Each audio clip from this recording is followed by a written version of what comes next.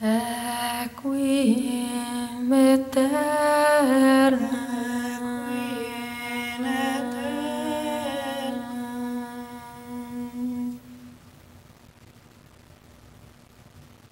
Dona eis, Domine,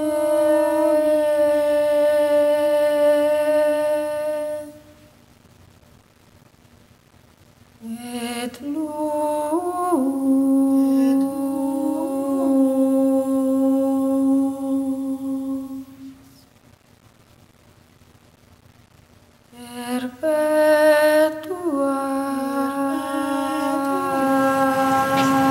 À luz dos tempos que correm, tempos sangrentos e tenebrosos, à luz de uma desconfiança generalizada na razão, da qual continuamente se abusa, nós acreditamos que esta fábula pode ser lida da seguinte forma. Cena 1. Somos muito solitários. Esse texto, que era dito para o público, é um texto tirado do Pequeno Organon para o teatro, do Brecht. Então, já no Danton, existe uma espécie de anúncio de que tem sentido contar uma história se isso estiver numa perspectiva histórica. Esse é um texto do Pequeno Organon em que o Brecht está discutindo a possibilidade, no momento da Segunda Guerra Mundial, de encenar o Hamlet. Que sentido faz montar o Hamlet? A primeira montagem do Danton não era uma montagem brechtiana, enfim, mas ao mesmo tempo ela tinha consciência de que era preciso, de certo modo, pensar criticamente sobre os materiais. Então eu sinto que ali no começo do espetáculo tinha um anúncio do que viria a ser o projeto do Latão na sequência e nos espetáculos seguintes. Eu acho que essa primeira montagem do Danton tinha um derramamento, um lirismo, um ar juvenil que tinha a ver com a beleza dela, assim. Ao mesmo tempo, ela tinha uma fragmentação muito radical dos materiais. Eu lembro que um crítico viu esse espetáculo e disse que era uma versão milleriana do texto do Bichner, como se fosse um texto que o Rainer Miller escreveria a partir do texto do Bichner. Eu não acho que é bem verdade. No entanto, a peça era muito despedaçada e os materiais eram meio postos assim em giro.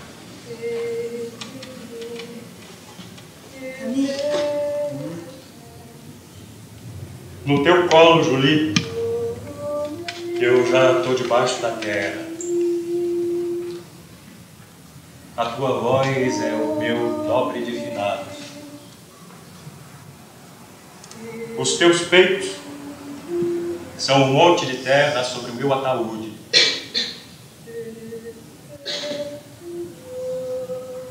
E os teus lábios, Julie, são cílios fúnebres.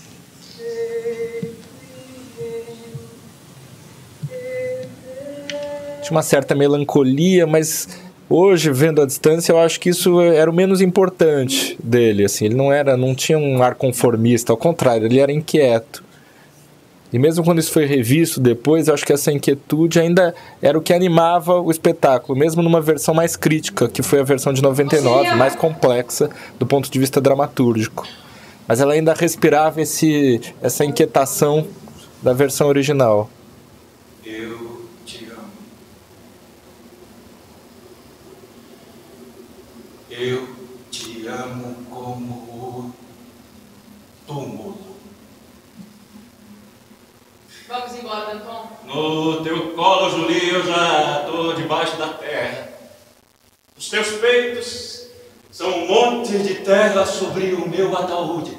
O fato do Danton ter agido na luta por motivos muito pessoais, quando ele diz, por exemplo, que as pessoas causavam asco, que ele tinha ódio da elite, ele tinha vontade de dar um chute na bunda dele, na primeira versão isso era visto com simpatia. Quer dizer, esse impulso rebelde do Danton tinha havia um certo elogio do espetáculo ao impulso rebelde do Danton. Na segunda versão, isso já era visto de modo mais ironizado. Quer dizer, foi uma coisa engraçada.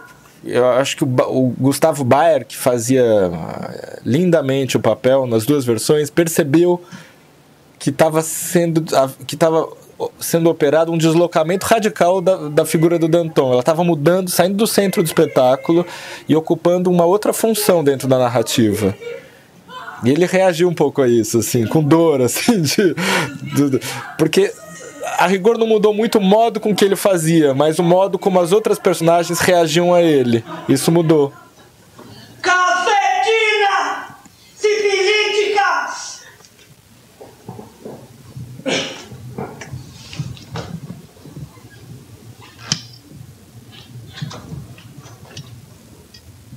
Cafetina! Civilítica! E você, seu alambique? Quer morrer de sede quando a fontezinha secar? Não irei na primal, Mesmo na primeira versão, onde houve muita interferência crítica da encenação, foram nas cenas populares. Quer dizer, a gente percebeu de cara que era impossível representar a multidão, as massas nas ruas, as figuras do povo, sem adotar uma postura crítica anunciada. Então são as cenas com maior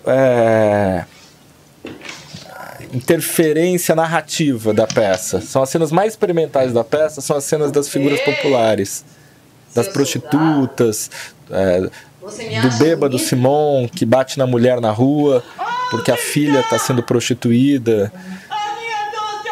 E são as cenas também que dialogam muito com um tema forte do Bichner, que é a marionetização da vida. O fato das figuras se sentirem tuteladas, se sentirem manipuladas por forças que elas desconhecem.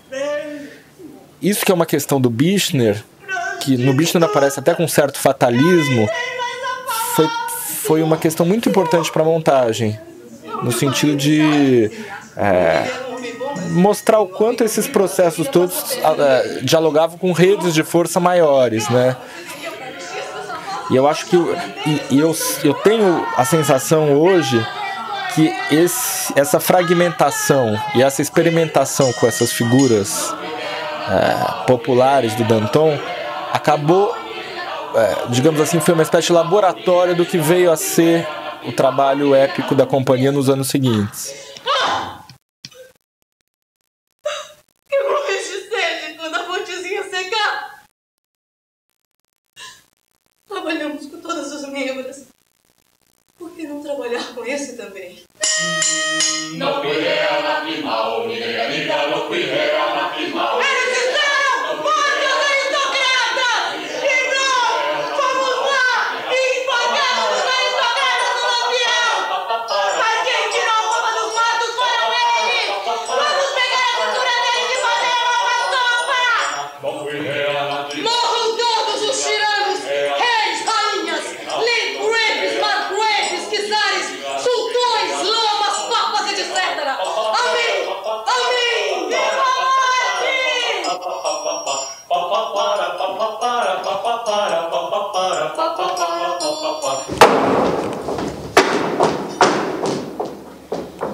Cafetina! Sífilis! E você, seu alambique! Goucher! O açougue, Goucher! Quer morrer de sede quando a fontezinha secar? O açougue escancarado, Goucher! Olha, Cristininha, eu não vou bater no açougueiro. Eu detesto violência. Costela! Linguiça! Músculo! Cheio de dentro, cheio de fora! Eles estão levando tudo, Goucher! É um saque! Vamos! Sabe? De política eu não participo. Não é política, Goucher. É carne! Cena 7. Morte aos que manipulam as filhas do povo. Para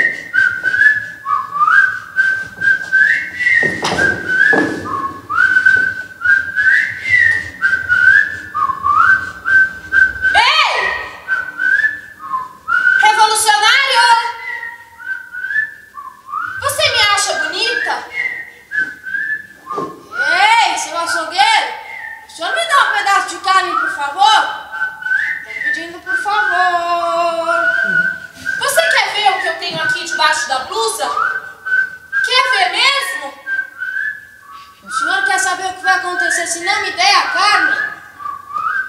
Quer mesmo? A minha mãe disse que era para eu mostrar. Debaixo da blusa eu tenho 2 botõezinhos e tenho também uma florzinha. Se não me der a carne, eu vou retalhar o senhor com um caco de vidro e pendurar num gancho.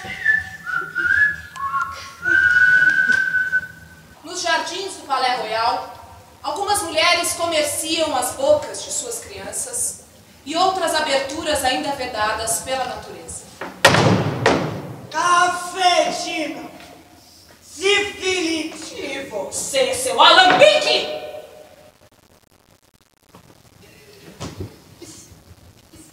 Trabalhamos com todos os membros. Por que não trabalhar com esse também? Quando ela nasceu, a mãe dela teve que fazer muita força para ela vir ao mundo. E isso doeu. Doeu muito. Então por que agora ela não pode fazer uma forcinha para a mãe dela continuar bem no mundo? Isso já nem dói tanto. Dependendo do caso, é até muito bom.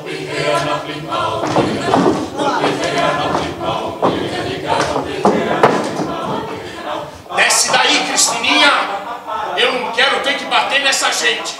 Não se esqueça que o casaco de vocês é furado e eles têm a bunda quente. Que vocês têm calos nas mãos e eles nunca trabalham. Que a nossa barriga está sempre vazia e eles arrotam pernil. Não me venham dizer que somos iguais. Eu nunca vi um pobre mastigar um bife que não fosse a própria gengiva. Por isso, vamos derreter a gordura deles e fazer a nossa sopa. Por isso, levem tudo, não deixem nada, nem uma linguiça para contar a história. Morte aos que não têm buraco nas roupas. Esse é o nome da coisa! Igualdade! Igualdade é o nome da coisa! Morte aos que fornicam com as filhas do povo, Simão! É preciso uma atitude extraordinária porque estamos em guerra. Cristininha, eu dei um pontapé no açougueiro, você gostou? Também o Gê já estava caído no chão. Cristininha e Goucher eles são meio os protagonistas da segunda montagem. Eles são personagens que têm uma espécie de ingenuidade maior do que o conjunto das outras personagens. Eles são meio deslocados do processo geral, quer dizer, o Goucher é alguém que poderia ter participado de uma jornada de rua, poderia ter sido um daqueles sans-culottes, mas não... Mas você vê que ele está um pouco à margem de tudo que está acontecendo, mas ao mesmo tempo completamente misturado com tudo que está acontecendo. Então é uma época que ninguém escapa dos seus movimentos. E eles vão dando os pontos de vista. Então, aquilo que na primeira montagem era organizado pela cena, quer dizer, era a cena, era o próprio teatro que dava os pontos de vista do que estava sendo observado. Aqui vinha em parte do teatro, mas muito em virtude da presença dessas duas personagens, que abrem e fecham o espetáculo, que estão olhando e que vão relativizando todos os discursos e mostrando o quanto a revolução, o projeto revolucionário ainda não conseguiu incluir eles. Eu detesto violência. Tem só uns tabefes neles. Basta você humilhar os mais fortes que o resto se acovarda. Carcereiro! Carcereiro! Deve estar dormindo.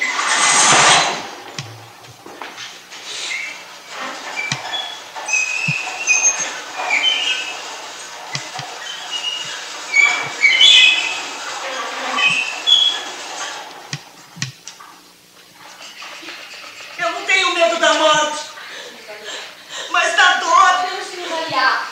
Não interessa com quem? Com girondinos? Eles nobres? Com putas, exaltantes. Eles dizem que é só um instante, mas quem pode garantir? Nós arrombaremos todas as prisões. É hora das pessoas honradas erguerem a cabeça. Assim vai ficar mais fácil cortá-la.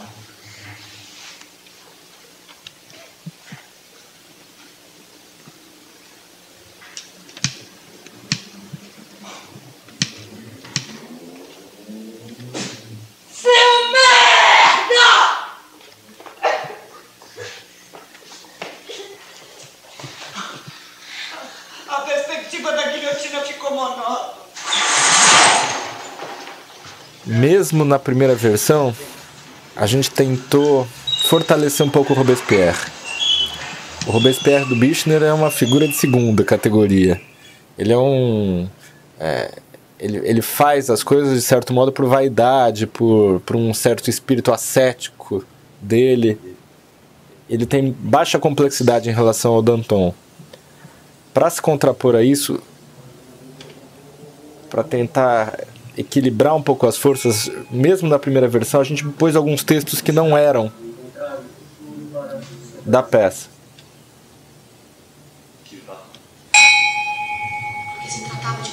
Porque se tratava de encontrar um futuro para a sociedade. Era preciso que a sociedade deixasse de ser a merda que ela é hoje por toda a parte. Eu não pensava em mudar o mundo sozinho, mas eu distinguia as forças sociais que tentavam avançar. Eu achava que o meu lugar era à frente delas. Esse texto é um texto do Sartre, que o Robespierre diz na peça, tirado de uma entrevista dele que rondava a gente durante os ensaios. E é uma entrevista que o Sartre, de certo modo, fala sobre o fracasso do trabalho político num determinado momento da vida dele, de como era importante elaborar essa perspectiva de fracasso para poder avançar.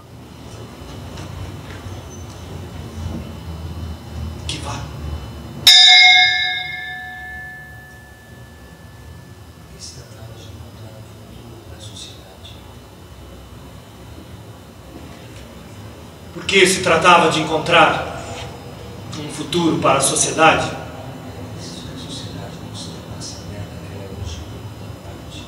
Era preciso que a sociedade não se tornasse a merda que ela é hoje, por toda a parte.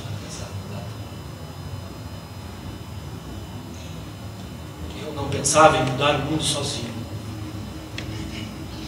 mas distinguia as forças sociais que tentavam avançar. Eu achava que o meu lugar era à frente delas.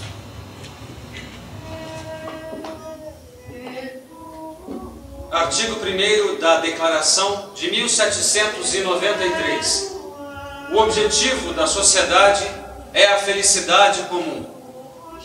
O governo está instituído para garantir ao homem o desfrute de seus direitos naturais e imprescritíveis.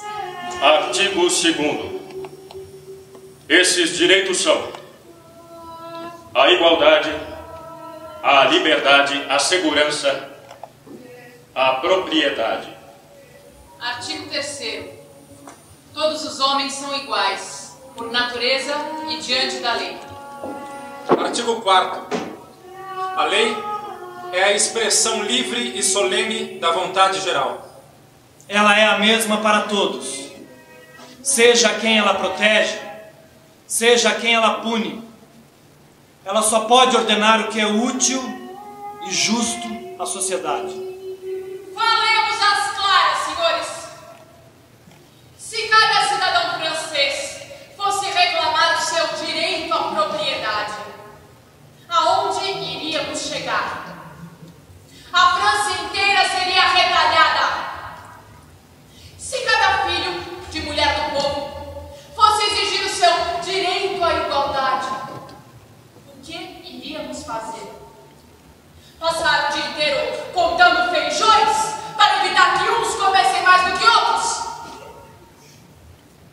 O que está a nosso alcance é garantir um alimento mais vital do que o pão, uma riqueza mais fértil do que a terra.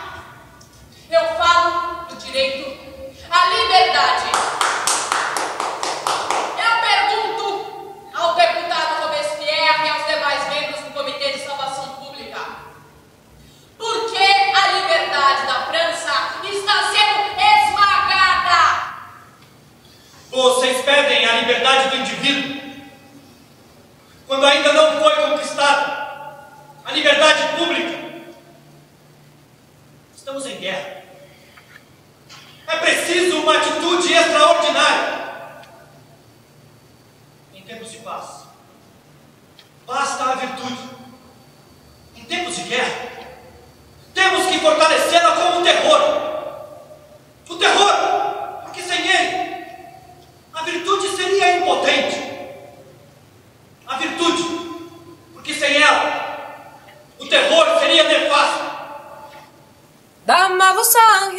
poli. Non quer penser y cose calmo, chiama tutte l'anime contro choisir-me, e viveremo in quinta séjour.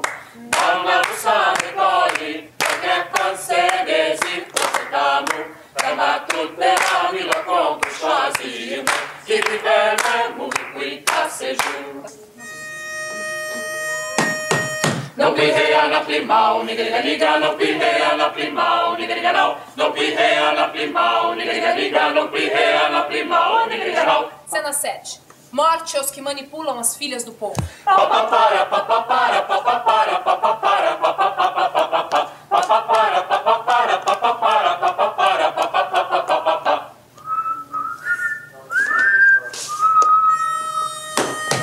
Não pihea na plimau, nigga, não pihea na plimau, nigga não. Não pihea na plimau, nigga, não pihea na plimau, nigga não.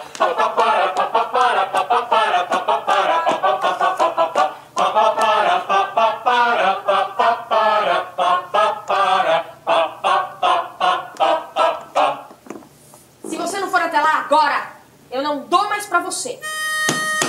Non pihea na plimau, nigga, non pihea na plimau, nigga não. Et vous chassez une migraine, la quoi boire est toujours du bon.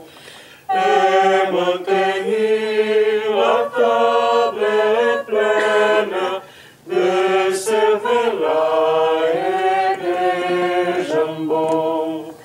L'eau ne fait rien que pourrir les poumons. Goûtez, goûtez, goûtez, goûtez, compagnons. Videz-nous ce verre, nous le